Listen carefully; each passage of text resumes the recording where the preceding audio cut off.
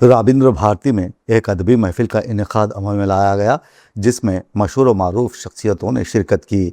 इस अदबी महफिल में मौजूद साबिक़ा collector Krishna district IAS doctor B Lakshmikantam ने अपने खिताब के दौरान तेलुगु ज़बान में आलमी शायरी में होने वाले तजुर्बात पर रोशनी डाली और इसे काबिल सताइश अमल करार दिया और कहा कि शेर का लफ्ज़ तारीख़ी तौर पर शऊर से निकला है, यानी किसी चीज़ को जानना, और जदीद इस्तिलाह में ऐसा कलाम जो किसी वाक़ये या मौजू की तरफ इशारा करता हो और इसके कहने का कोई मकसद भी हो। बेमकसद शायरी और वक्ती लुत्फ़ के सिवा कुछ भी नहीं। बामकसद शायरी में बहुत ताकत होती है और हमेशा ज़िंदा रहती है। शायरी का जौहर लिखने वाले का तख़य्युल होता है, ख़यालात की वसअत और किसी वाक़ये या चीज़ के मुताल्लिक़ इसकी सोच का फैलाव। ये एक खुदादाद सलाहियत होती है और इसी के ज़रिए शायर ऐसे वाक़यात भी जो उसने देखे नहीं होते बल्कि सिर्फ पढ़े या सुने होते हैं, उनको इस तरह बयान कर जाता है जैसे उसके सामने वक़ू पज़ीर हो रहे हों।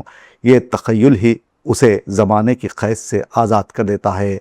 आम आदमी के लिए सुबह का वक्त सिर्फ तुलू आफ्ताब है, लेकिन शायर के लिए यह वक्त बहुत सी ग्रहों की गुत्थी सुलझाता नज़र आता है। शेर का असल हुस्न ख़याल की पुख्तगी और बुलंदी है।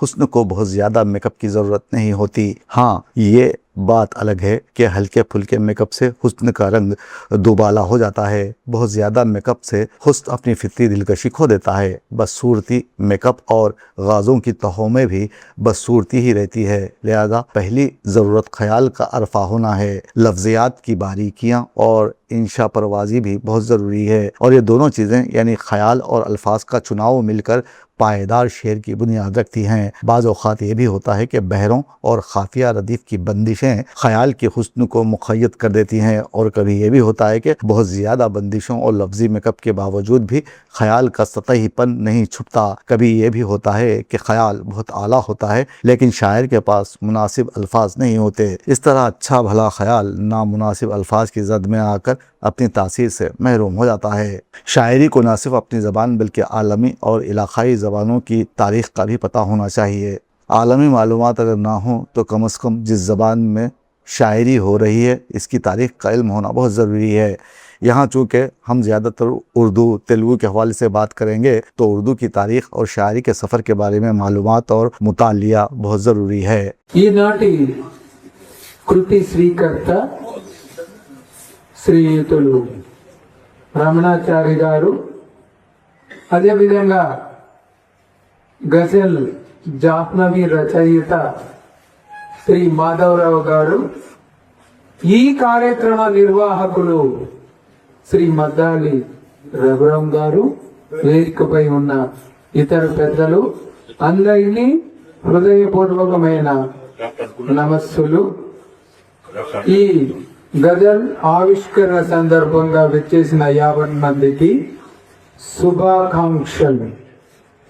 గజల్ ఇది అరబీ మరియు పర్షియన్ సాహిత్యం నుండి ఉద్భవించిన ప్రత్యేకమైన శ్రావ్యయుక్తమైన కళాత్మకమైన ప్రేమాత్మకమైన గుణయుక్తమైన భావాత్మకమైన గేయ రచన కవిత ప్రక్రియ గజల్. కళ్ళు కదిలితే ఏం లాభం, కళ్ళు కదిలితే ఏం లాభం, నీ జ్ఞాపకం నన్ను వీడకపోతే. కళ్ళు కదిలితే ఏం లాభం, నీ జ్ఞాపకం నన్ను వీడకపోతే. కన్నీరు కురిస్తే ఏం లాభం, నా గుండె తడిసి ముద్దవకపోతే. కన్నీరు కురిస్తే ఏం లాభం, నా గుండె తడిసి ముద్దవకపోతే. మల్లె పూలు పూస్తే ఏం లాభం, నీ చిరునవ్వు కనిపించకపోతే. మల్లె పూలు పూస్తే ఏం లాభం, నీ చిరునవ్వు కనిపించకపోతే. గజల్ వినిపిస్తే ఏం లాభం, నీ మనస్సు కదలకపోతే. అది జాహ్నవి అక్షరాల అట్టుడికిన సమూహం. జాహ్నవి అక్షరాల అట్టడుగు సమూహం జాహ్నవి అందచందాల ప్రేరేపిత జాహ్నవి ఆకాశములో కనిపించే వెలిగే నక్షత్రం జాహ్నవి మనసు మదిలో మెదిలే మధురం జాహ్నవి పదముల ప్రవాహం జాహ్నవి మమతల రాగం జాహ్నవి కవితల రూపం జాహ్నవి మనందరి ప్రాణం జాహ్నవి అదే జాహ్నవి. ఇక నేటి కృతి స్వీకర్త రసపోషకులు రమణాచారి గారు. మాటల్లో మృదుత్వం, చేతల్లో దృఢత్వం, అదే రమణాచారి గారి తత్వము. కాబట్టి మాటలు ఎంత మృదువుగా ఉంటాయో చేతలు అంత దృఢంగా ఉంటాయని మా యొక్క అభిమతమన్నమాట.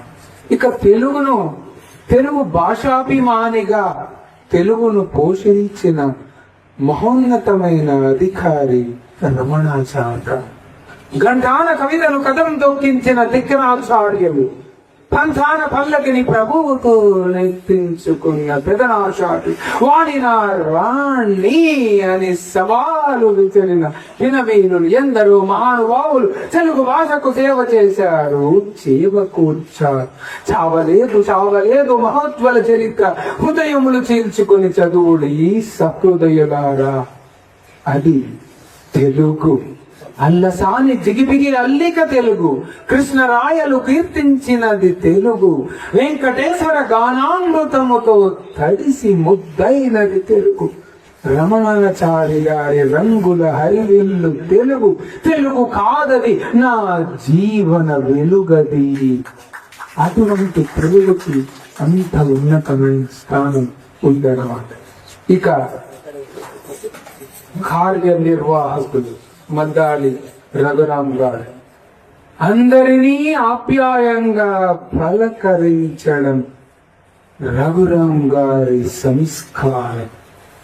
ఎన్నో సాహిత్య సాంస్కృతిక కార్యక్రమాలు నిర్వహించడానికి చుట్టారు వారు శ్రీకారం. ఎంతో మందిని సత్కరించి సన్మానించి అందించారు అందరికీ పురస్కారం. అందుకే వారికి నా నమస్కారం. కాబట్టి రఘురాం గారికి నమస్కారాలు. ఇకపోతే నేటి పుస్తక రచయిత, గజల్ రచయిత మాధవరావు గారు. సంస్కృతికి పుట్టినిల్లు పెట్టినిల్లు అంటాం. సంస్కృతి అంటే మన దగ్గర ఉన్న ఆహారాన్ని మనం తినేది ప్రకృతి. ఇతరుల దగ్గర ఉన్న ఆహారాన్ని మనం బ్లాక్కొని తినేది అది వికృతి. మన దగ్గర ఉన్న ఆహారాన్ని 10 మందికి పంచితే అదే సంస్కృతి అన్నాం. కాబట్టి అటువంటి సంస్కృతికి పుట్టినిల్లు పెట్టినిల్లు మాధవరావు గారు. ఆయన ప్రయాణం అనంతమైన అలల ప్రయాణం తీరం వరకే, అలల ప్రయాణం మెలకు వరకే. కానీ మాధవరావు గారి ప్రయాణం ఆకాశపు అంచు వరకే అన్నారు. ఎవరు ఎంత స్థాయికి వెళ్ళినా, ఎన్ని సాధించినా తీసుకుపోయేది ఏమీ ఉండదన్నమాట. అంటే మట్టి మీద మనం పడితే అది జనం, మట్టి మన మీద పడితే అది మరణం. ఈ జనన మరణాల మధ్యలో ఉన్న సుదీర్ఘమైన ప్రస్థానమే జీవితం అని అంటామన్నమాట. తొలి శ్వాస తీసుకుని ఏడుస్తావు, తుది శ్వాస తీసుకుని ఏడుపుస్తావు. 2 శ్వాసల మధ్యలో ఉన్నది జీవితం అన్నమాట. కాబట్టి మంచి వైశాఖ మాసంలో ఇటువంటి కార్యక్రమం జరగడం చాలా శుభపరిణామం. ఆ ద్వాదశ జ్యోతిర్లింగ స్వరూపుడైన శివుడు అశుతోషుడు సంతోషించి కరుణించిన కాలమది. అందుకే సౌరాష్ట్రలేసే సోమనాథం చ శ్రీశైలే మల్లికార్జున ఉజ్జయిని మహాకాళేశ్వరం ఓంకారమహరేశ్వరం రాజ్వల్యాం వైద్యనాథం డాకిన్యాం భీమశంకరం సేతు వందేశ్వర రామేశ్వర నాగేశ్వర దారుకాణనే వారణాస్యం విశ్వేశం త్రయంబకం గౌతమే తట హిమాలయం తుతేయారు కృష్ణేతం చ శివాలయ ఏతాని జ్యోతిర్లింగాని సాయం ప్రాతపటేందర్ సప్త జన్మధృతం సాయం. అని అశ్వతి అని. కాబట్టి మరొకసారి ఆ దేవుడికి నమస్కరిస్తూ మీ అందరి దగ్గర